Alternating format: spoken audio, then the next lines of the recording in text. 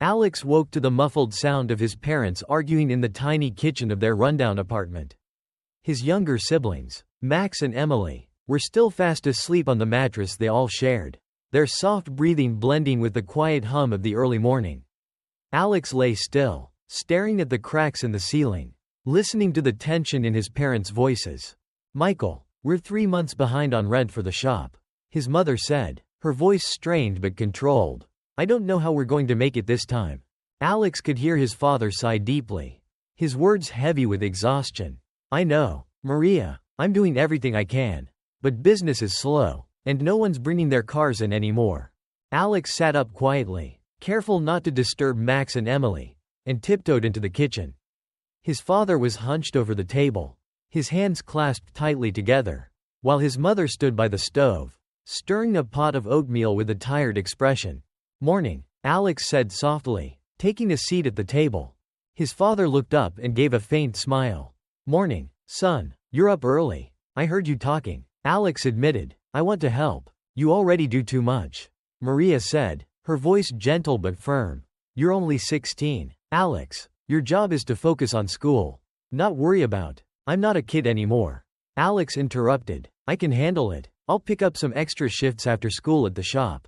Michael shook his head. "You've been working harder than most adults, Alex. It's not your responsibility to carry this burden." Alex didn't argue, but the weight in his chest didn't lessen. He finished his oatmeal quickly, grabbed his worn backpack, and headed out the door. The narrow streets of the neighborhood were already alive with activity, vendors shouting, kids playing, and the occasional bark of a stray dog. As Alex walked to school, he tried to push his family's troubles from his mind, but the thought of losing their shop, the one thing keeping them afloat, stayed with him.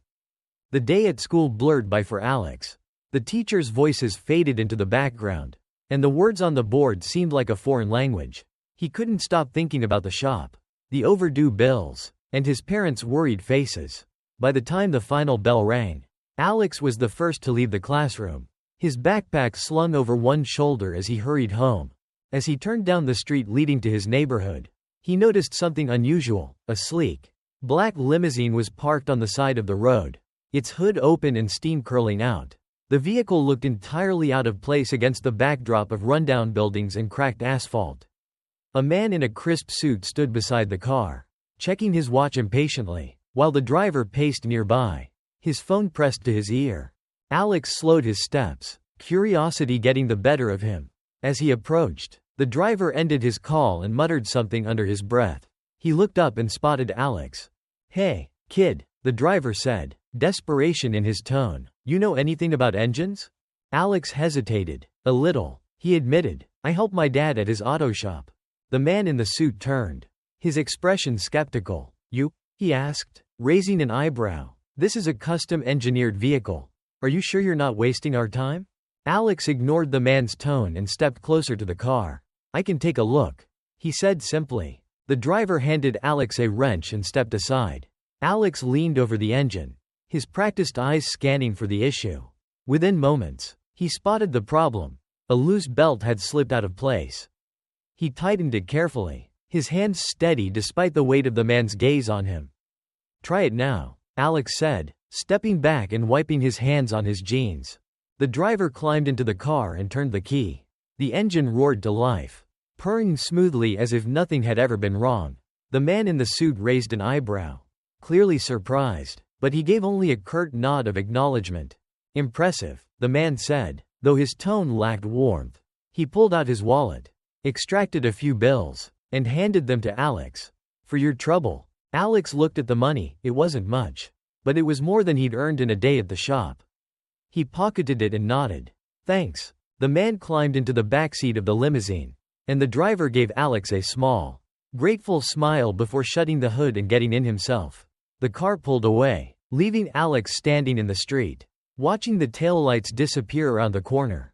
The next morning, Alex woke to an unusual commotion outside. He rubbed his eyes and stumbled to the window. Peering out, his jaw dropped. The limousine was back, parked right in front of his house. "Alex, someone's here to see you," his mother called from the doorway, her voice tinged with confusion. Alex quickly got dressed and went outside. A small crowd of curious neighbors had gathered, whispering amongst themselves. The man in the suit stepped out of the limousine, looking just as polished as before. He walked up to Alex with an air of confidence. "Alex, right?" the man said, extending a hand.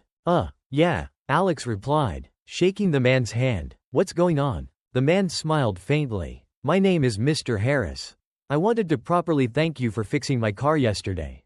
What you did might seem small to you, but it showed me something rare: resourcefulness, determination, and a willingness to help without expecting anything in return." Alex frowned slightly, unsure where this was going. "I just did what anyone would have done. Not everyone would have bothered," Mr. Harris said, "and that's why I'm here." He reached into his coat pocket and pulled out an envelope, handing it to Alex. Inside is an opportunity, a scholarship to a prestigious school, fully funded. It includes a stipend for your family to help with living expenses. My foundation supports young people like you, people with untapped potential who just need a chance. Alex stared at the envelope, his hands trembling slightly. He could feel the eyes of the crowd on him, the weight of their whispers pressing down on him. "Why me?" Alex blurted out, his voice cracking. "You don't even know me." Mr. Harris nodded, his expression serious. "I don't need to know you personally to see what kind of person you are. Yesterday, you showed me that you're someone who doesn't back down from a challenge. That's exactly the kind of person my foundation is looking to help." Alex hesitated, glancing at the envelope. He didn't know what to think. It all seemed too good to be true. "Talk it over with your family," Mr. Harris said, stepping back. "I'll give you time to decide. But I truly believe this could change your life." With that, Mr. Harris returned to the limousine. The driver opened the door for him, and moments later, the car was gone, leaving Alex standing in the street, clutching the envelope as the murmurs of the crowd swirled around him. Inside the house, Alex sat at the kitchen table with his parents, the envelope lying in the center like a fragile, precious artifact. His father read the documents carefully, his brow furrowed in concentration. "It says here it's a full scholarship," Michael said, his voice low. "Tuition, room and board, everything, and there's a monthly stipend for us." Maria crossed her arms, her expression skeptical. "It sounds too good to be true. What if there's a catch?" "There doesn't seem to be," Michael replied, tapping the paper. "It's all laid out here in black and white." Alex shifted in his seat, feeling the weight of their scrutiny. "I don't know," he said quietly. "Why would he pick me? I'm just a kid who fixes cars." Michael looked up, his expression softening. "Maybe that's exactly why, Alex. Maybe he saw something in you that you don't see in yourself." Maria sighed, rubbing her temples. This could be the answer to everything. But what if it's not? What if it's a scam? "We'll be careful," Michael said, "but we can't let fear stop us from trying." Alex looked between his parents, the knot in his stomach tightening. He didn't know if he was ready for this, if he could step into a world so different from his own. But as he thought about the shop, the bills, and his siblings, he knew he couldn't let the opportunity slip away. "I'll do it," he said finally, his voice steady despite his fear. "I'll give it a shot." His parents exchanged a glance, a mix of pride and worry on their faces. "We'll support you every step of the way," Michael said, placing a hand on Alex's shoulder. "No matter what happens." 2 weeks later, Alex stood outside the gates of a school that looked nothing like the one he used to attend. The tall iron gates, adorned with intricate designs, opened to a vast campus filled with sprawling lawns, towering buildings, and students bustling about in crisp uniforms. Everything about the place felt alien to Alex, the immaculate pathways, the shining windows, even the way the students moved with an air of confidence that Alex couldn't quite muster. Beside him, his father gave him a reassuring pat on the back. "You've got this, Alex. Just be yourself." Alex nodded, swallowing hard. The collar of his new shirt felt stiff, and the shiny new shoes on his feet squeaked with every step. The clothes, sent over by the foundation, made him look polished, but Alex couldn't shake the feeling that he was an imposter, a kid from a rundown neighborhood pretending to belong somewhere he didn't. Mr. Harris appeared near the entrance, smiling warmly as he waved them over. "Good morning, Alex, Mr. Thompson," he greeted, shaking Alex's father's hand. "Welcome to your new school." Alex managed a small smile. "Thanks for helping set this up." "It's my pleasure," Mr. Harris replied. "Let's get you settled." They walked through the gates and into the main building, where the headmaster, a tall woman named Dr. Wainwright, greeted them. Her kind eyes and welcoming smile put Alex at ease, at least a little. "We're thrilled to have you here, Alex," Dr. Wainwright said as they sat in her spacious office. "I know this is a big transition, but we're here to support you every step of the way." Alex nodded, unsure what to say, as Dr. Wainwright handed him a schedule and a map of the campus. She spoke about the school's rigorous academics, extracurricular programs, and the opportunities available to students. Alex tried to listen, but his mind was racing. He felt like he was stepping into a completely different world, one he wasn't sure he was ready for. After his father left, Alex wandered the hallways, clutching his schedule tightly. The other students barely glanced at him as they moved between classes, chatting in groups or tapping away on their phones. Alex couldn't shake the feeling that he stuck out like a sore thumb. His first class was math. As he walked in, the students were already seated, their desks neatly arranged. The teacher, a tall man with glasses, gave him a polite nod. "You must be Alex," he said. "Welcome to our class. Take a seat over there." Alex sat down near the back, his heart pounding as the teacher launched into a lecture on advanced equations. The material was leagues ahead of what he'd been learning at his old school, and Alex struggled to keep up. His notes were messy, and by the end of the class, his head was spinning. At lunch, Alex sat alone at a table in the corner of the cafeteria. He picked at his food, listening to the conversations around him. The other students talked about things he couldn't relate to: weekend trips, expensive gadgets, and fancy after-school activities. He missed the simple, familiar chatter of his old friends. As the day wore on, Alex's discomfort grew. Every class felt like a battle to catch up, and every interaction reminded him that he didn't belong here. By the time the final bell rang, he was exhausted. Over the next few weeks, Alex struggled to find his footing. The coursework was challenging, and he spent late nights poring over textbooks, trying to make sense of concepts he'd never encountered before. He stayed quiet in class, too afraid of embarrassing himself to ask questions. The other students seemed nice enough, but they kept their distance, and Alex couldn't shake the feeling that they saw him as an outsider. One day, during a group project in science class, Alex was paired with a boy named Ethan and a girl named Clara. Ethan was friendly but a little overconfident, while Clara was quiet and studious. As they worked together, Alex felt out of his depth. Ethan did most of the talking, and Clara barely acknowledged him. "Do you even know how to calculate this?" Ethan asked, his tone slightly condescending as he looked at Alex's notes. Alex's face flushed. "I'm trying," he muttered, staring at the numbers on the page. Clara glanced at him, her expression softening. "Here, let me show you," she said, leaning over to explain the problem step by step. For the first time, Alex felt a glimmer of hope. Clara's patient guidance helped him understand the material, and by the end of the project, he'd contributed more than he thought he could. "Thanks," Alex said as they packed up their things. I appreciate your help." Clara smiled. "No problem, you'll get the hang of it." Slowly but surely, Alex began to adjust. He spent hours in the library, determined to catch up on everything he'd missed. He asked questions in class, even when it made him nervous, and sought help from teachers when he needed it. Clara became a quiet ally, offering tips and encouragement when he struggled. Ethan, though sometimes overbearing, started to respect Alex's determination. One afternoon, while walking to the dormitory, Alex passed a group of students gathered around the school's garage. A sleek sports car sat inside, its hood open. Intrigued, Alex approached. "Need help?" he asked. The students turned, surprised. One of them, a boy named Ryan, raised an eyebrow. "Do you know anything about cars?" "A little," Alex said, smiling faintly. He stepped forward and examined the engine. Within minutes, he diagnosed the problem and suggested a solution. The students watched, impressed, as Alex explained the fix. "You're pretty good at this," Ryan said, grinning. "We've got a car club. You should join." For the first time, Alex felt a sense of belonging.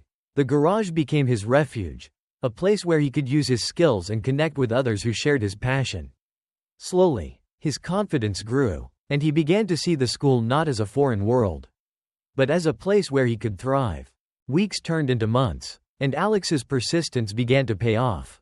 The late nights in the library, the endless hours of practice, and the patient guidance from his teachers and new friends started to make a difference.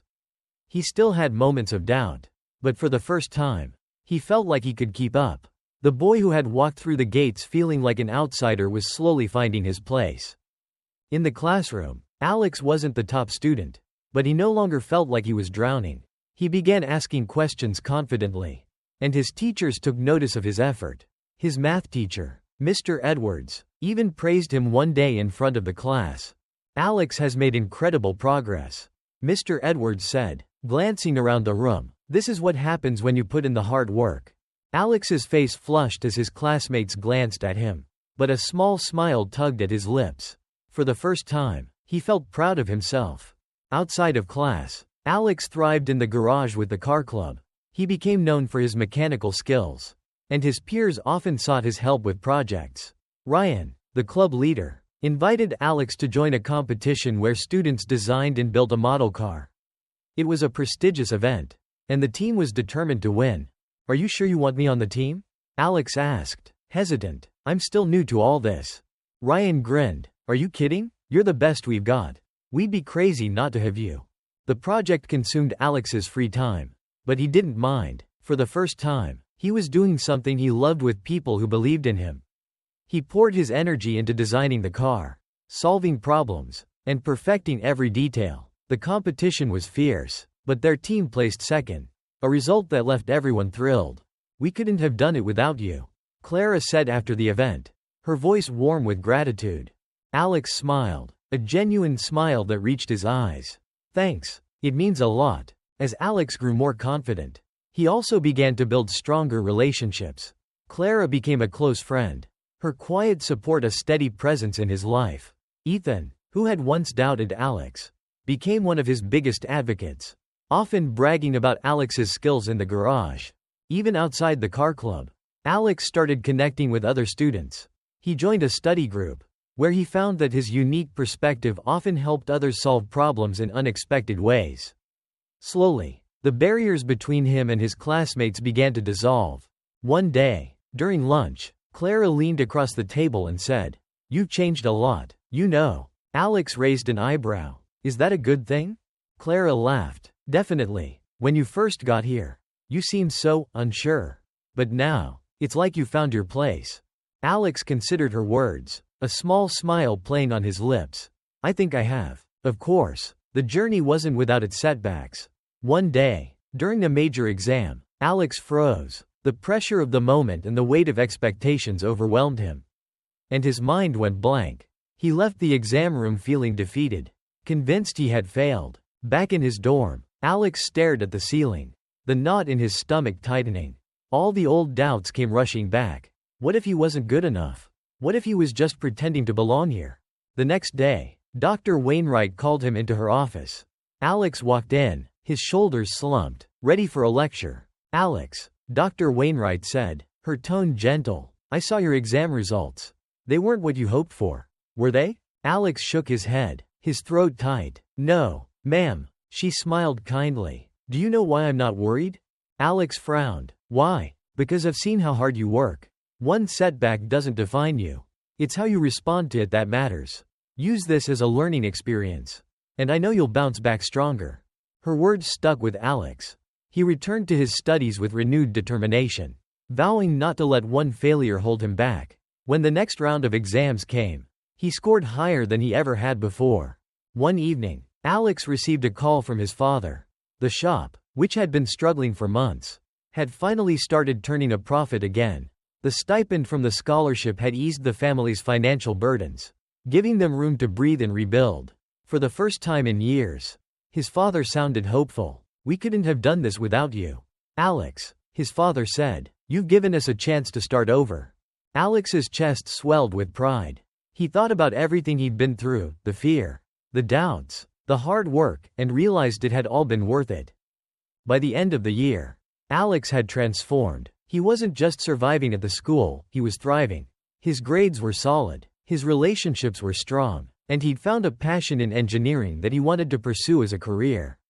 He no longer felt like an outsider. He was part of the community, and he'd earned his place.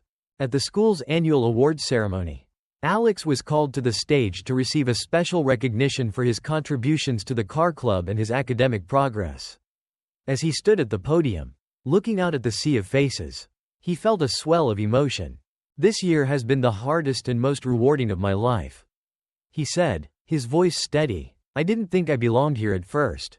But I've learned that belonging isn't about where you come from, it's about what you do with the opportunities you're given. I'm grateful for this opportunity. And I'll keep working hard to make the most of it." The crowd erupted into applause. And for the first time, Alex felt truly proud of himself. He'd come a long way from the boy who fixed a limousine on the side of the road. And he knew this was just the beginning. Alex graduated from the school a year later with honors and a scholarship to a top university. As he packed his things and prepared to leave, he reflected on how far he'd come. The experience had changed him. But it hadn't changed the core of who he was. A boy determined to make a better life for himself and his family. Back home, the shop was thriving, and his parents were more at ease than they'd been in years. Alex's success had given them all hope for the future.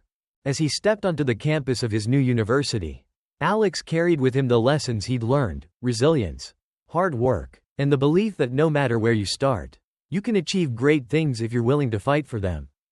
And this time, he walked through the gates with his head held high, ready for whatever came next.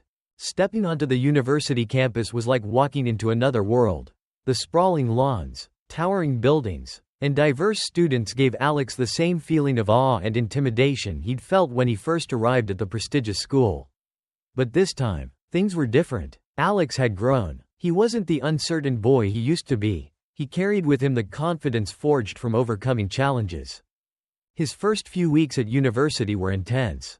The workload was demanding, and the competition was fierce. But Alex found himself thriving in the environment. The engineering program he'd enrolled in challenged him in ways that excited him. And he quickly discovered a passion for solving complex problems. He joined a robotics team, where his mechanical skills made him a valuable member. The team worked late into the night, designing and building robots for competitions. Alex's practical knowledge from years of working at his father's shop gave him a unique perspective. And his teammates often turned to him for solutions. One day, during a team meeting, their mentor pulled Alex aside. "You've got a knack for this, Alex," she said. "Have you ever thought about pursuing a career in engineering innovation? With your skills, you could go far." The idea stuck with Alex. For the first time, he began to see a future beyond the confines of his small town. He worked harder than ever, pouring himself into his studies and projects. Despite his busy schedule, Alex never forgot his family. He called home regularly, checking in on his parents and siblings. The stipend from the scholarship had not only helped them keep the shop afloat but had also allowed his younger siblings, Max and Emily, to focus on school without the same worries Alex had grown up with. His father often updated him on the shop's progress. Business was better than ever, thanks to word of mouth about their reliability and Alex's brief stint as a local hero. People in the community remembered the boy who had fixed a billionaire's limousine and saw the family shop as a place that nurtured talent and perseverance. On breaks, Alex returned home and spent time helping out at the shop. It was his way of staying grounded, a reminder of where he'd come from and what had shaped him. In his second year at university, Alex's robotics team entered a national competition. The stakes were high, and the team worked tirelessly to perfect their design. Alex, now one of the team leaders, found himself taking on more responsibility than ever. He stayed up late, tweaking designs and troubleshooting issues, determined to make their robot the best it could be. The competition day arrived, and the team's nerves were palpable. They watched anxiously as their robot navigated the obstacle course, performing tasks with precision. When the results were announced, they'd placed first. The victory was a moment of triumph, not just for the team but for Alex personally. It was a validation of all his hard work and a glimpse of the potential he carried. The win brought recognition, and Alex was approached by a professor who specialized in cutting-edge engineering research. The professor offered Alex a spot in his lab, where he could work on innovative projects and gain real-world experience. "This is the kind of opportunity people dream about," the professor said. "I think you're ready for it." Alex accepted, knowing this was a chance to push himself even further. By his final year of university, Alex had achieved more than he'd ever imagined. He'd been published in academic journals, led successful projects, and even received job offers from top engineering firms. But his heart remained tied to his family and the community that had shaped him. After graduation, Alex returned home, not to stay but to give back. He used part of his savings to renovate his father's shop, updating the equipment and creating a space for community workshops. He wanted to teach others what he'd learned, giving young people in the neighborhood the same chance he'd been given.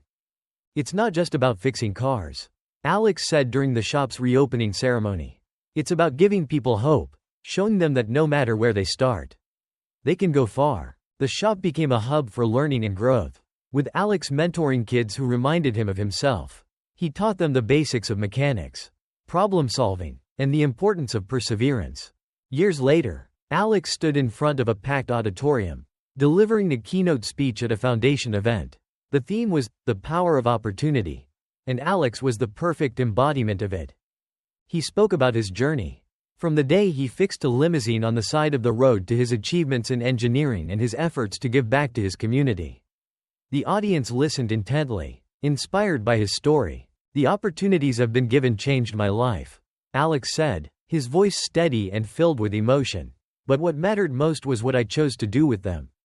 Every one of us has the power to create change, not just for ourselves, but for those around us. It starts with believing that we're capable of more. The applause was thunderous, but Alex remained humble. He knew his journey wasn't just about him, it was about his family, his community, and the people who had believed in him when he couldn't yet believe in himself. Alex went on to become a leader in engineering innovation, working on projects that made a difference in people's lives. But no matter how far he went, he always stayed connected to his roots. He continued supporting his family and mentoring young people, ensuring that the cycle of opportunity and hope continued. In the end, Alex's story wasn't just about one boy overcoming the odds. It was about the power of resilience, community, and the belief that even the smallest acts, like fixing a car, can spark a journey that changes everything. Years passed, and Alex's name became synonymous with innovation and community upliftment. His engineering projects revolutionized industries, focusing on sustainability and accessibility. He was frequently featured in magazines and invited to global conferences. But he always remained grounded, crediting his success to his family, his community, and the opportunities he had been given. The shop back home had transformed into more than just an auto repair business. It was now a community center where people learned skills, built confidence, and found purpose. Alex's parents ran it with pride, watching as young people from their neighborhood grew and thrived. One such young person was Carlos, a teenager who reminded Alex of himself. Carlos had dropped by the shop one afternoon, asking shyly if he could help. He had a knack for mechanics but lacked confidence. Alex took him under his wing, teaching him not just about engines but about believing in his abilities. "You've got what it takes," Alex told him one day as they worked side by side. "You just have to trust yourself." Carlos eventually earned a scholarship to a technical school, and as Alex waved him off on his first day, he felt a deep sense of fulfillment. The cycle of opportunity and mentorship was continuing. Despite his busy life, Alex always made time for his family. Max and Emily had grown up into confident, ambitious individuals. Max was studying business at a university, inspired by Alex's determination, while Emily had dreams of becoming a teacher. The stability and support their family now enjoyed had given them the freedom to dream big. On a quiet evening, Alex sat with his parents on the porch of their home, watching the sun dip below the horizon. His father, now graying but still strong, turned to him with a smile. "You've done more than we ever imagined, Alex," Michael said, "but what makes me proudest is the way you've stayed true to yourself." Maria nodded, her eyes shining with emotion. "You've given us more than just hope. You've given us a future." Alex smiled, feeling the warmth of their words settle deep in his heart. "I couldn't have done any of it without you. You taught me everything I needed to know, how to work hard, care for others, and never give up." Years later, Alex established a foundation in his name, mirroring the one that had changed his life. Its mission was to provide scholarships, mentorship, and resources to underprivileged youth with untapped potential. The foundation focused not just on academics but also on fostering practical skills, confidence, and a sense of community.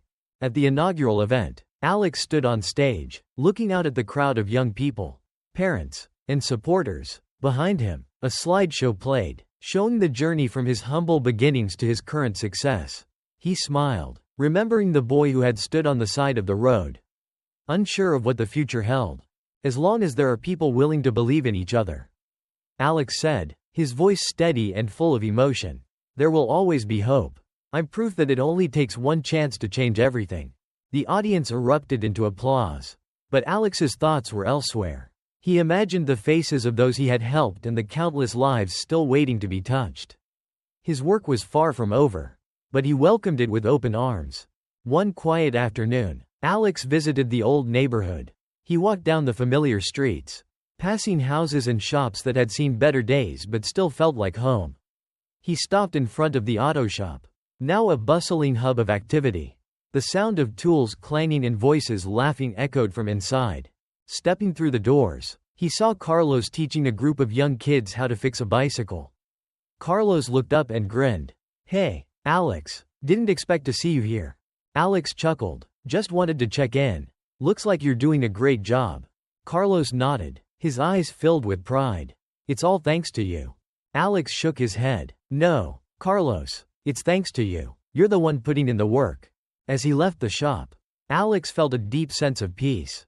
He had come full circle, returning to the place where it all began, not as the boy searching for his purpose, but as the man who had found it and was now sharing it with others. The limousine that had once symbolized an impossible dream was now just a memory. A stepping stone in a life dedicated to making the impossible possible for others. That night, Alex sat at his desk, reflecting on his journey. The framed photo of his family, taken at his university graduation, sat beside his laptop. Beside it was a handwritten letter from Mr. Harris, who had passed away a few years earlier. The letter reminded Alex of the faith and generosity that had set his journey in motion. I'm proud of you, Alex, the letter read, not just for what you've achieved, but for the person you've become. Keep paying it forward. Alex smiled as he reread the words, his heart full. He knew his journey wasn't just about success or recognition, it was about lifting others up, creating opportunities, and showing the world what was possible when someone was given a chance. He closed his eyes, the quiet hum of the night surrounding him. For the first time in a long while, he felt not just hopeful but complete. His story had become one of perseverance, growth, and love, a legacy that would continue to inspire for generations to come.